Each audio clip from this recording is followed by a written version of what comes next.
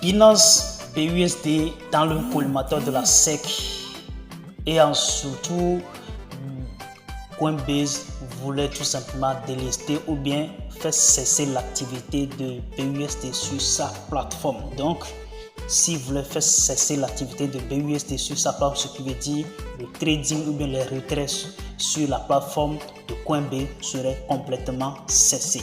Et donc, la SEC et Forbes aussi ne voulait tout simplement pas laisser Binance ou bien le PDG de Binance CZ tranquille. Alors, nous allons voir tout ceci dans cette vidéo.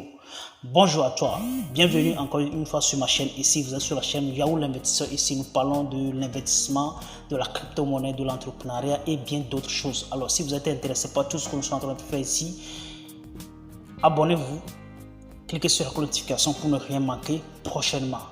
D'accord, voilà, c'est vraiment très important. Et surtout, il ne faut pas oublier aussi de déposer un pouce bleu, ça va vraiment aider la chaîne à évoluer. Primo, nous allons voir déjà la réponse que Binance ou bien CZ a donnée à Forbes concernant l'accusation de cette dernière accusation. Ensuite, nous allons voir la suspension de BUSD sur Coinbase. Ensuite, nous allons voir le nouvel offre ou bien le robot que Binance a fini par dévoiler au grand public qui fait vraiment du bon travail, du bon boulot. La FMI voulait tout simplement faire cesser l'activité de certaines crypto-monnaies. Nous allons voir aussi. Binance a utilisé des millions, quelques millions de ces utilisations. Est-ce que c'est vrai ou pas? Nous allons voir ça aussi. Binance a répondu à Forbes encore une fois. Voilà, donc Robinhood est toujours dans le collimateur de la SEC, ok, pour certaines accusations contre Robinhood, bien sûr, la plus grande plateforme d'Amérique, d'accord. Voilà, donc nous allons voir tout ceci dans cette vidéo. Donc, primo, on va déjà commencer par la suspension déjà de BUSD sur Coinbase. Et donc, Coinbase veut tout simplement interrompre le trading du stablecoin BUSD de Binance à partir du 13 mars prochain. Tout ceci pourquoi? Parce qu'il dit tout simplement qu'on ne répond pas à certaines normes de listing. Une décision qui survient après que l'entreprise Paxos qui émet le BUSD se soit engagé à cesser de créer de nouveaux tokens en raison de la pression des régulateurs. Il s'agit tout simplement de la SEC. Donc là, l'encre s'est écoulée depuis la semaine passée. Si vous suivez bien tout ce que nous sommes en train de développer ou bien les vidéos que nous développons aussi, vous allez suivre tout ça là. Et donc, cette semaine aussi, de nouvelles accusations et bien d'autres choses qui accompagnent encore BUSD. De toute façon, tout ça aussi fait la publicité de cette monnaie stable, mais quelque part aussi ça fait vraiment du mal, d'accord. Donc pour ceux-là qui sont sur Coinbase et qui très souvent BUSD, vous êtes déjà informés. D'ici le 13 prochain, ne prenez aucune position sur BUSD pour ne pas être frappé par cette interruption. Voilà, donc c'est vraiment très important. Binance tout simplement propose une nouvelle forme. Il dévoile en fait son AI baptisé Picasso. Ça ressemble un peu à un nom de chez nous qui s'appelle Picasso. Ou bien non, c'est pas chez nous, c'est un savant ou bien un écrivain du genre qui s'appelle Picasso.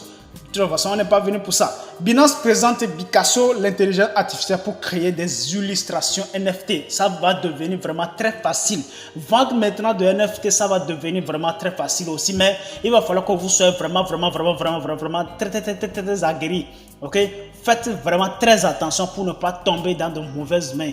Voilà, c'est vraiment très parce qu'ils vont vous vendre de mauvaises des images de manière très simple comme ça, soit disant donner 10 000 $, 20 000 $, et puis vous allez l'acheter et après ça ne prendra pas de la valeur. Qui a perdu? C'est vous qui avez perdu. Donc il faut faire vraiment très attention. Donc Picasso, il est venu pour faire quoi? Pour faire des illustrations. Vous lui donnez une image, lui-même il transforme ça. D'accord, il transforme tout simplement cette image là. Donc vous allez voir ça, ils ont fait un test la dernière fois. Donc vous voyez déjà l'image, la première image qui est ici et la seconde image qui suit et la troisième image qui suit. Vous voyez déjà l'illustration NFT que ça a donné. Vous voyez aussi la première image, la deuxième, la seconde et la troisième image. Donc toutes ces images peuvent se vendre à des milliers de dollars sur Binance NFT. Voilà, vous voyez déjà, donc sur le marché de Binance. Donc le premier test a été déjà fait avec l'AI, ce qui veut dire l'intelligence artificielle de Picasso, et ça a été vraiment très parfait et très au top. Voilà, donc déjà, peu importe c'est que les allégations qui sont contre Binance, BUSD, tout ça là, ça ne cesse pas de fonctionner, ça fonctionne toujours et ça évolue de manière très simple. La directrice de FMI, la plus grande, en tout cas, donc tout simplement, la directrice du FMI envisage une interdiction de certaines crypto-monnaies. Bon, si par exemple on peut présenter certaines crypto-monnaies selon le monde entier. C'est que la crypto-monnaie que le monde entier connaît aujourd'hui, on peut citer par exemple Bitcoin, Ethereum, BNB, BUSD et USDT. Donc ces crypto-monnaies, c'est le plus connu dans le monde entier. Donc si la directrice de FMI voulait tout simplement envisager l'interdiction de certaines crypto-monnaies, ce ne serait que Bitcoin et d'autres crypto-monnaies seulement. Et donc comment est-ce qu'elle envisage vraiment d'interdire cette crypto-monnaie? En tout cas, on ne sait jamais, on ne sait pas, en tout cas, moi qui suis, je ne sais pas comment il voulait tout simplement l'interdire. Il voulait l'interdire dans quel pays? Ou bien dans le monde entier? En tout cas, chaque pays est libre de faire ce qu'il veut.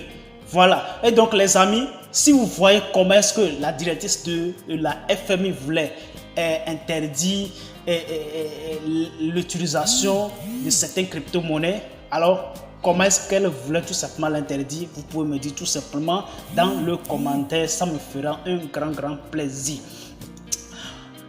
Binance encore dans le collimateur, pour ceci ce n'était pas la SEC mais plutôt de Forbes, d'accord, de Forbes. Il accuse tout simplement d'utiliser 1,8 million de dollars de ses clients. Pourquoi? Est-ce que c'est vrai ou pas? On ne sait jamais, mais quand même, lorsqu'il a publié, ou bien lorsque Forbes a publié cet article, la réponse ne tarde pas à venir. Et donc là, CZ a répondu en même temps. Il a dit tout simplement: nos utilisateurs doivent également déposer d'abord sur Binance pour pouvoir retirer, qui sont également facilement traçables sur la blockchain. L'article ignore commodément les opérations de dépôt. D'accord? Donc, il a répondu à beaucoup de choses. Il est parti de 1 jusqu'à 9. Il a donné 9 réponses. Donc, jusqu'à ce que vous pouvez tout simplement aller les lire parce qu'on ne va pas tout lire ici. Parce que si on voulait tout simplement lire, ça va nous donner assez de temps. Il suffit tout simplement de se rendre sur son compte Twitter. Et puis voilà, vous allez lire beaucoup de choses. Voilà. Donc, c'est sa réponse qu'il a donnée. Les réponses sont énormes. Voilà, c'est quelques-uns seulement que moi je vous ai donné tout simplement. Voilà. Donc, ici, Robinhood dans le collimateur de la SEC encore une fois. Pourquoi? De toute façon, on ne sait pas. Parce que déjà, il faut savoir que Robinhood, c'est la plus grande plateforme de trading que nous connaissons déjà. C'est la plus grande plateforme de trading. À partir de là, on trade les actions, on trade les grandes crypto-monnaies aussi. Donc, de toute façon, l'article était vraiment très clair. Il a convoqué Robinhood à comparaître et que Robinhood n'a pas respecté. Donc là, de toutes les façons, la SEC, le régulateur a largement élargi son champ d'action dans le secteur et parfois de manière abusive. C'est ce que nous sommes en train de constater, bien sûr. Voilà, semaine passée, c'était tout simplement le cas de BUSD de Binance et maintenant, cette semaine, c'était Robinhood. On peut voir clairement que c'est de manière abusive. Mais tout ceci aussi pour pouvoir protéger les utilisateurs. C'est bon quelque part, c'est mauvais quelque part. De toute façon, on ne va pas du tout voir le côté mauvais. On va voir les deux côtés et on va les comparer. On prendra ce qui est le mieux pour nous. Voilà, donc c'est ça notre travail de manière très simple. Voilà, donc là, on va se séparer là. Ce sont tout simplement les actualités sur le marché que nous venons tout simplement de vous dévoiler. La plus importante est de partager massivement ce que nous sommes en train de faire. Voilà, c'est de manière très simple. On se verra.